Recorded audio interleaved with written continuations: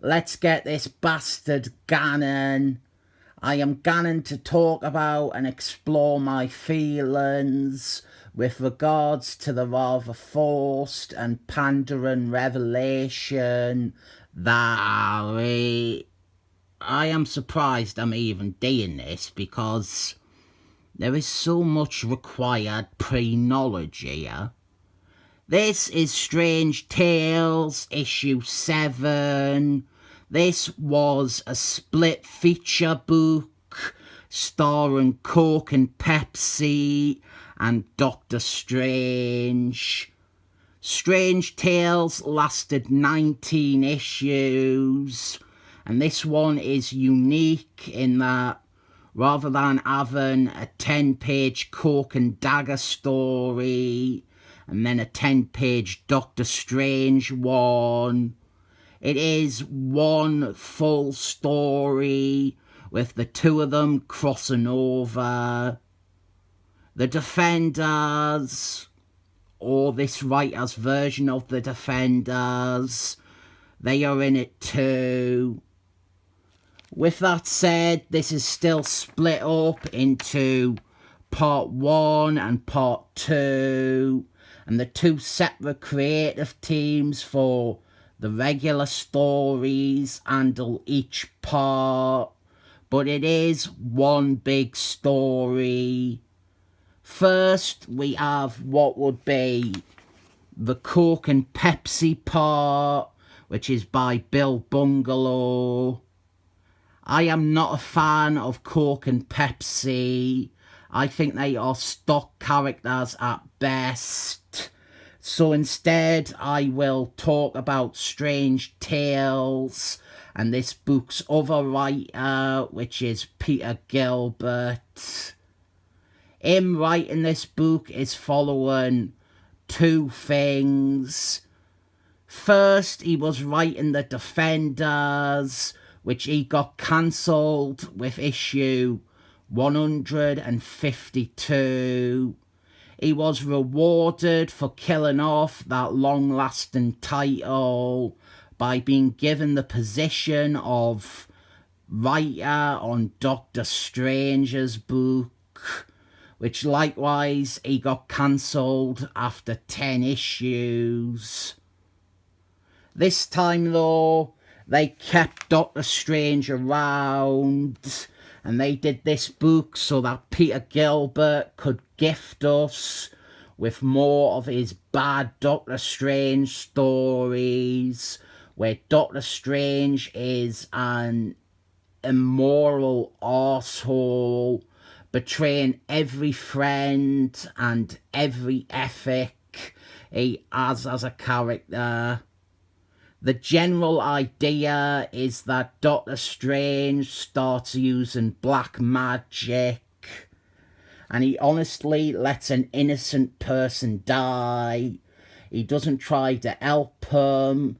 He lets him die in agony so that he can use their death to power his magic. It is fucking awful.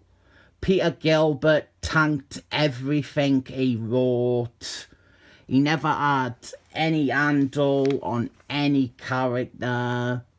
And in Doctor Strange, and then in this, he had found an excuse to keep writing his crap Defender stories. At the end of Defenders, he killed off all the team except for the Excellent Men characters. He killed off Velcro, he killed off Etrigan the Demon, Moongarden. They all died. And then he has their spirits appear in this, except those three characters I just listed. The three characters people recognise and like. They are not Peter Gilbert's idea of Defenders. His Defenders team is made up of his own characters, including serial killer and rapist Manslaughter, and then an unrecognisable Velcro, And she is unrecognisable, not just because of the redesign, but because her character is now a bloodthirsty Lady Macbeth, telling Doctor Strange to commit blood sacrifices so that he can summon the spirits of the Defenders to aid him.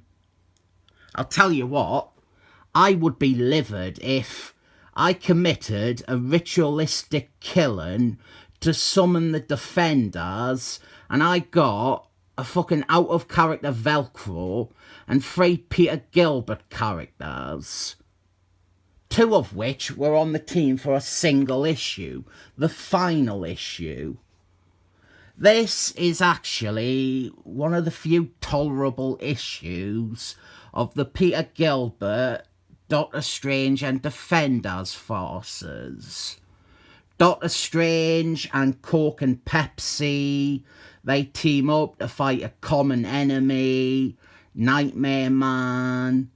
The Defenders, as well as Doctor Strange's apprentice, Rintra, they are with them too, and Rintra is the only good thing that Peter Gilbert has ever created. Another thing I hate is that Doctor Strange, he speaks of these Defenders as the Defenders. He doesn't even know 3 of them. He was not involved in any of their stories in Defenders. And he speaks of manslaughter as a great heroic warrior. Time for a reminder that Defenders 152 involved the superheroes holding a woman down while manslaughter sexually assaulted her. Peter Gilbert is horrid.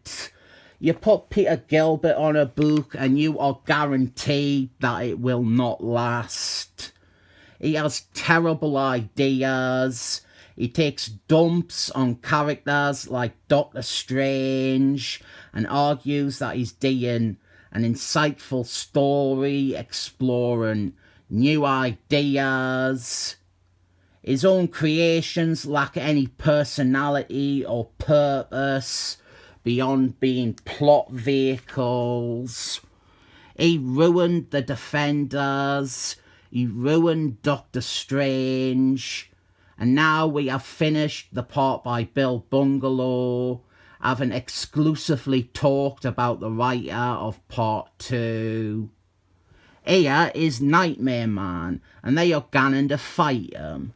And then here is part 2. And now I will talk about some of the stuff in this issue I didn't mind.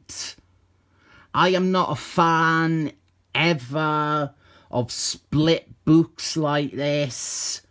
I think Doctor Strange never should be reduced to 10 or 11 pages per issue, especially next to Coke and Pepsi.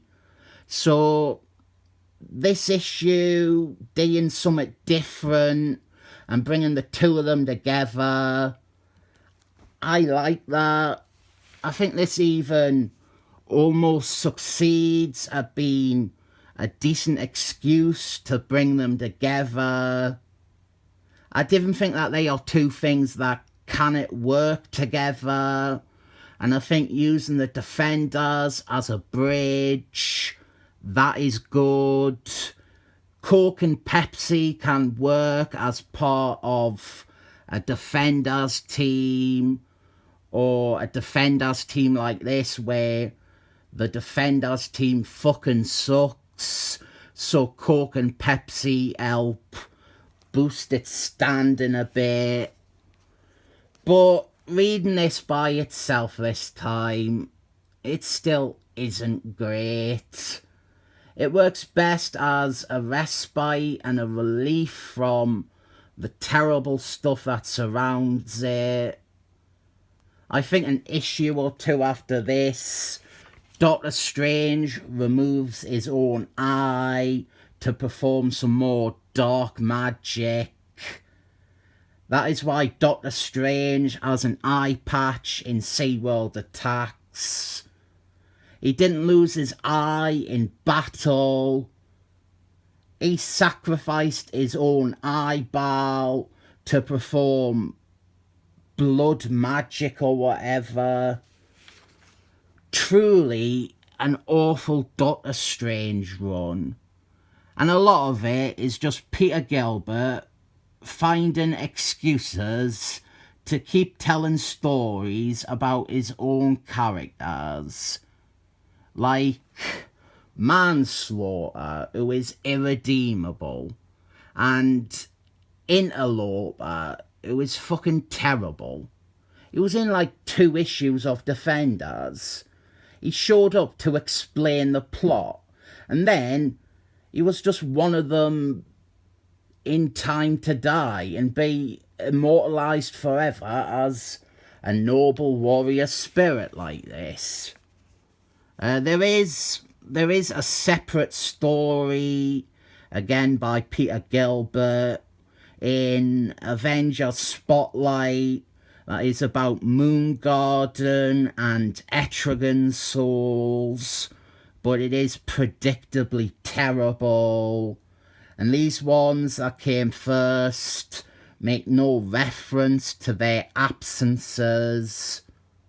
Etrigan was a true noble warrior soul, and he's not even referenced by Velcro or Doctor Strange as being absent from this assemblage of spirits.